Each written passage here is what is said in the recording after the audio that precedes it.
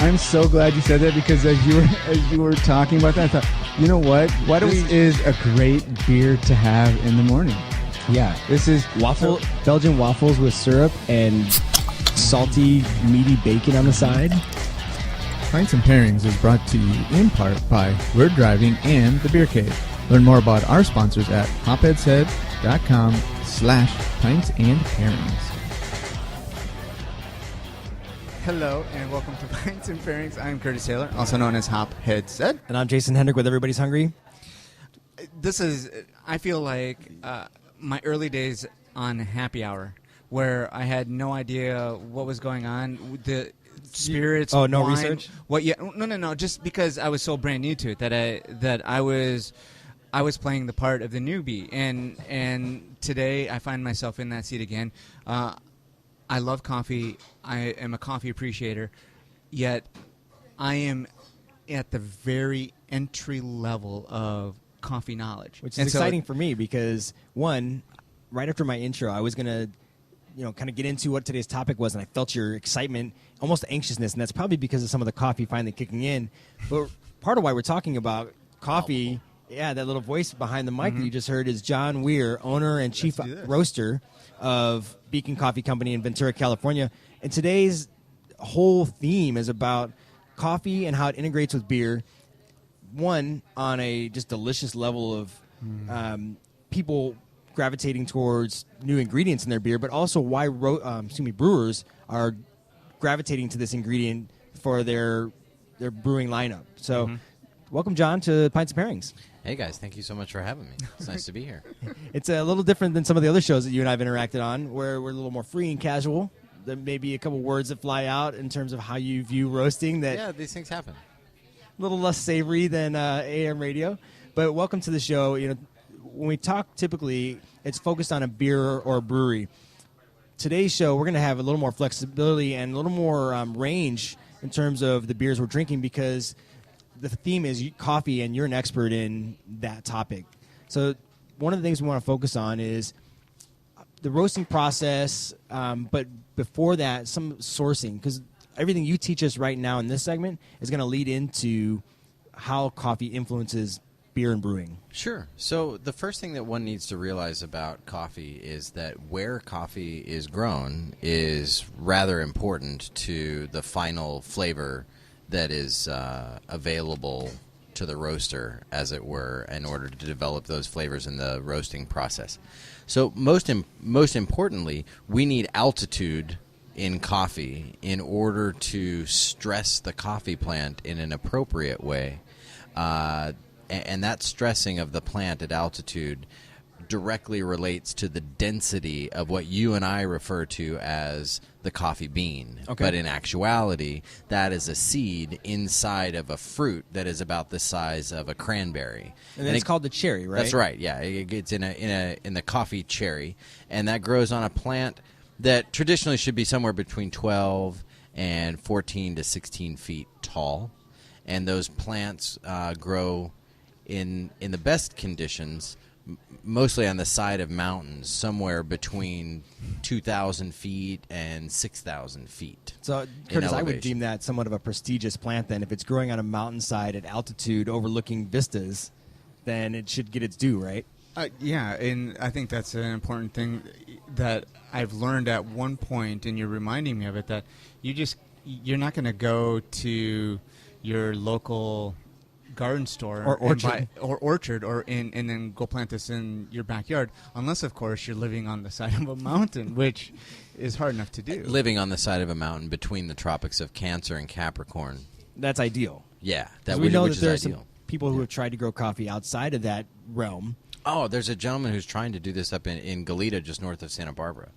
And certainly it's an interesting experiment because, agronomically speaking, one should be able to produce coffees or other plants that are normally grown at altitude when close to the equator at slightly less altitude because of how the angle of the sun works. Okay. Oh. So theoretically it is possible, but unlike beer and unlike wine and unlike distilling, there's no coffee university out there yet, and there's nowhere to go and get a PhD in coffee sciences. Well, I was just actually telling Curtis that in our opening segment, because you and I were just on a show this morning talking about coffee, right. And I was not aware at how infant the coffee industry is in terms of its own scientific advancements. Exactly. So Brazil is really the only place that is at the forefront of coffee and approaching it from a scientific manner. That said, their science is all based on the agronomy side of how do we automate the growing and the picking and the processing side of it. It's not on the nuances of the bean. No one has started to do the real hard science of breaking down exactly what acids are being formed during the roasting process, at what temperature and at what time. Interesting. So, we as an industry get new science every year, and we try to stay plugged into that as much as possible. But there is this point in our industry where the science and the art have to come together. Sure.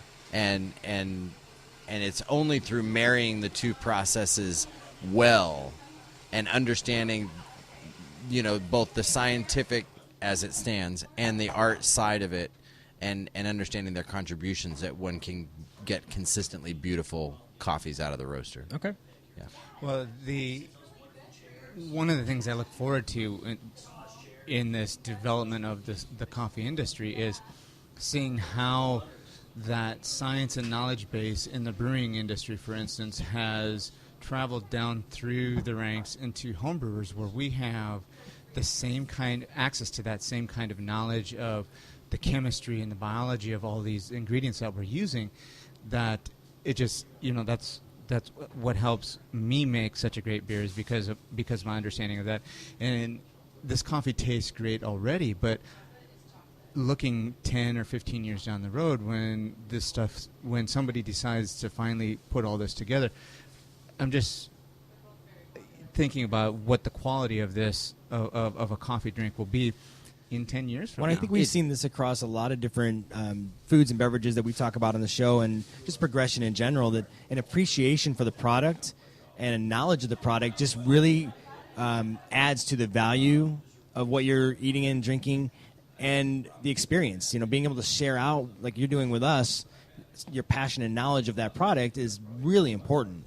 And only through creating a customer base that yearned for something that was better than a cup of hot brown liquid, so we do have to doff our caps, as it were, a bit to three Berkeley college kids who really fell in love with Alfred Pete's coffee, and then they went home to Seattle and said, I really miss good coffee, so we should get a storefront and we should sell whole bean coffee and tea. And, that was almost 35 years ago, and that company is Starbucks now. Well, you make an interesting point, John, and what I want to equate it to, Curtis, is a few shows that we've done that are available in our archives, and that's the Bud Malures Challenge.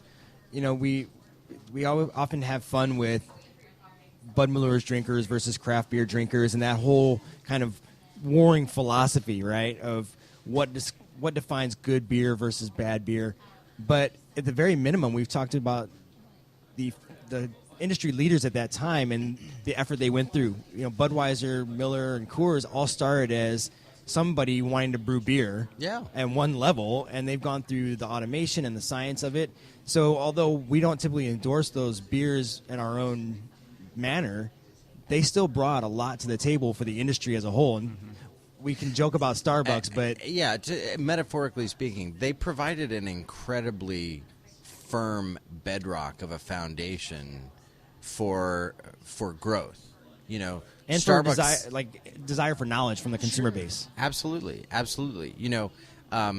Educated customers can certainly challenge process. Sure. And that's a good thing.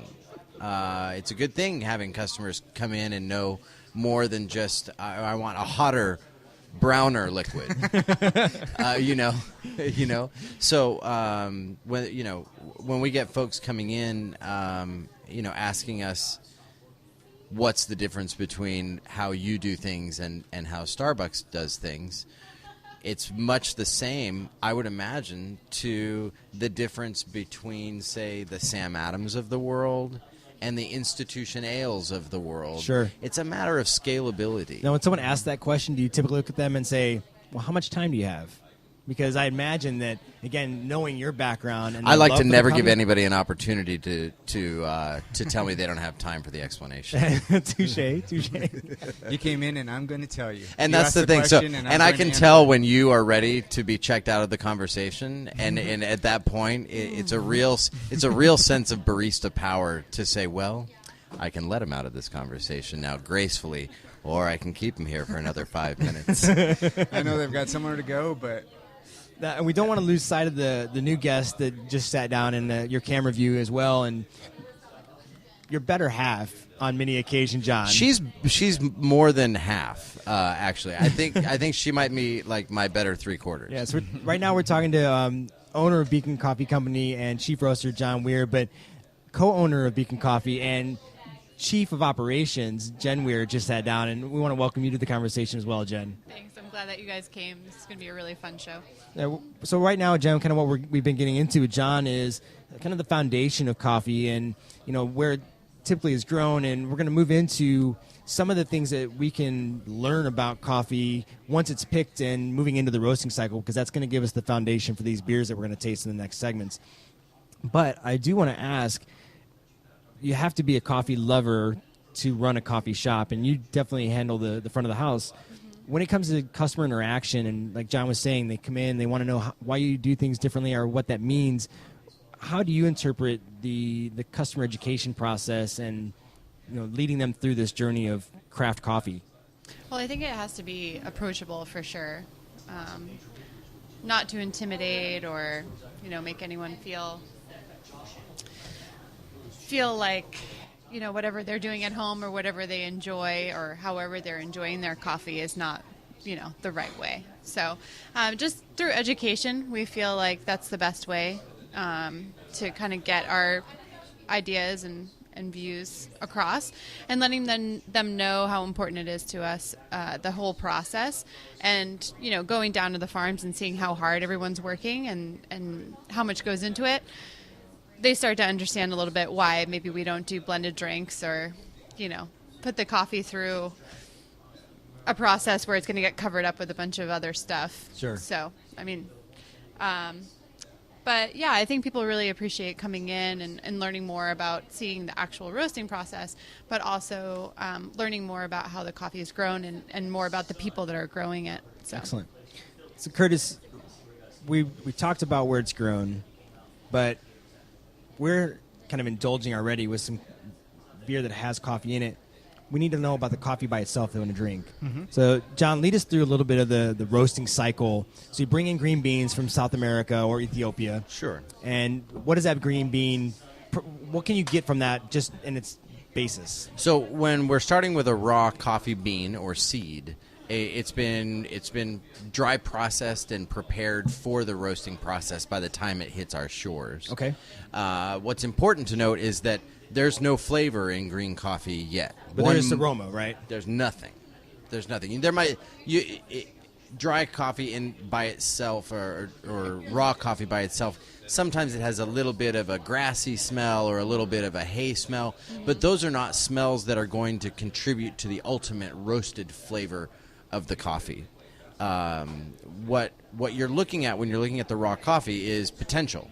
Okay. And the sugars that are trapped inside of that very dense, hard, raw green coffee need to be softened through heat and time to the point where all of the free moisture that's inside of that coffee bean has escaped.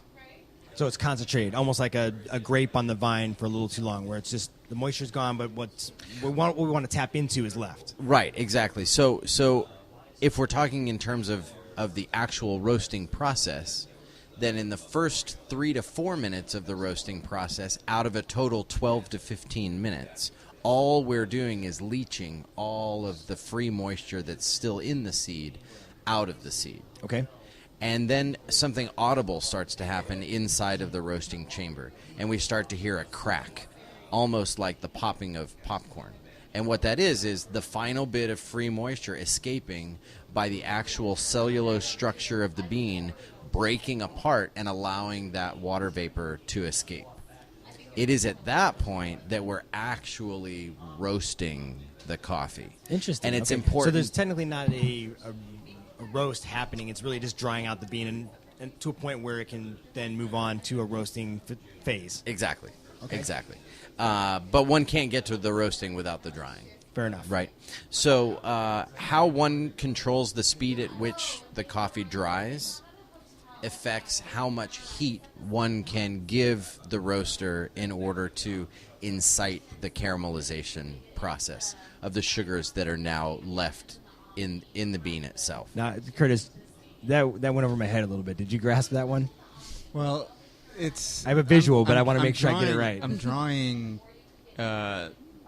parallels to malt drying and how malt is dried to a certain Moisture content, and then it's kilned, and then as you know, whether there's still some moisture left in the bean, then the sugars develop inside the husk, or they're left to in just the flavor components that are built through that kilning process. So I mean, I'm there Okay. a little bit, but well, maybe you can expand a little bit more though, John. And so if we went a higher heat for a shorter amount of time or lower heat for a longer amount of time, is that where you're getting at? Like, what are the impacts of those variables? In the beginning, we don't have enough time in one radio show to break down all of the nuances and I of tell roasting. you, Curtis, the knowledge that John is oozing right now definitely is more than I'll have in a lifetime. Suffice it to say, like with many things in baking, if you dry something out a little bit slower and in a controlled way,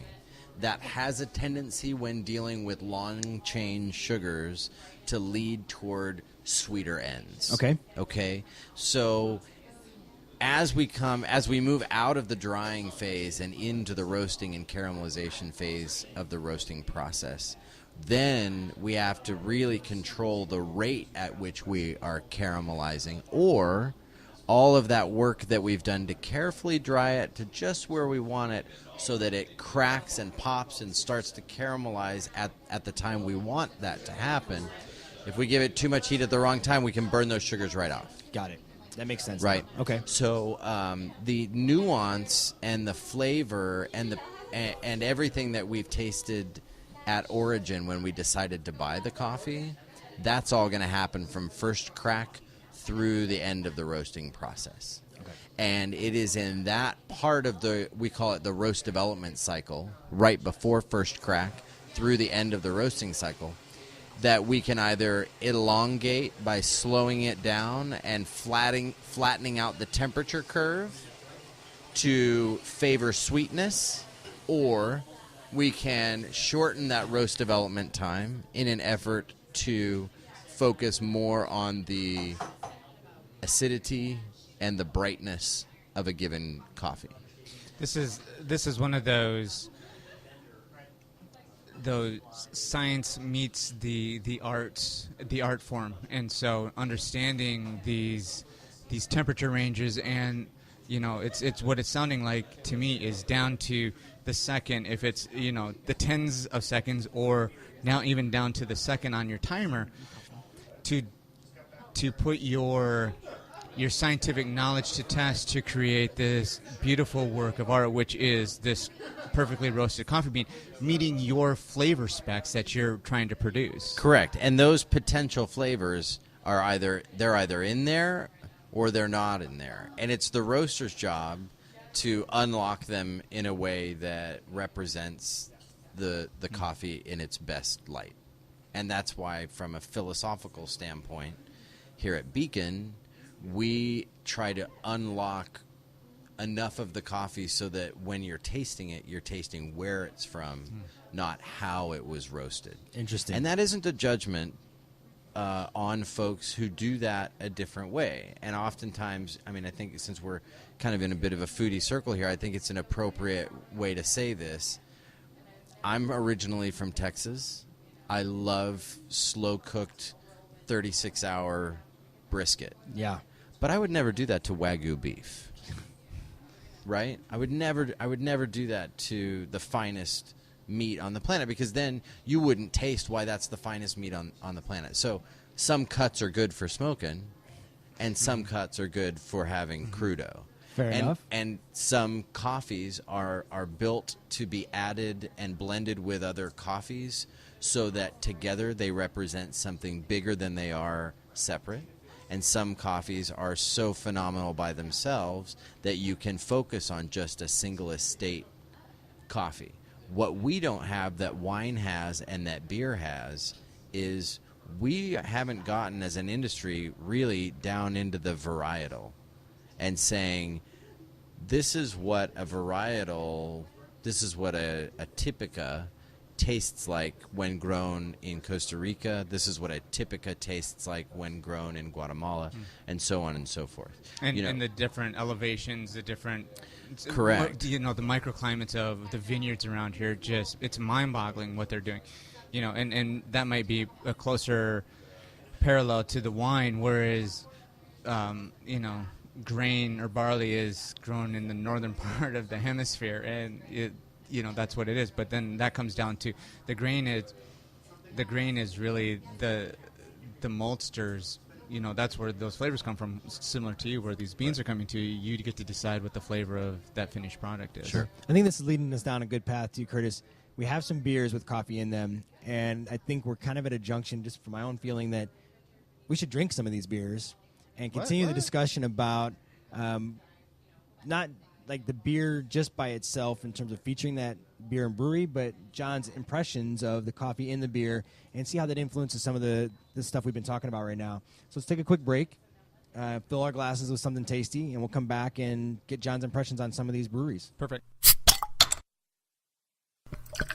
Pints and Pairings is brought to you in part by The Beer Cave, located at 231 Village Commons Boulevard in Camarillo, California. If you prefer a cocktail or some vino, this neighborhood market also has a great selection of premium spirits and wine, along with an attached deli for a quick sandwich to go. When you stop in, be sure to mention that you heard about them right here on the Pints and Pairings Show, and maybe grab a sandwich for me on your way out. For me on your way out. For me on your way out.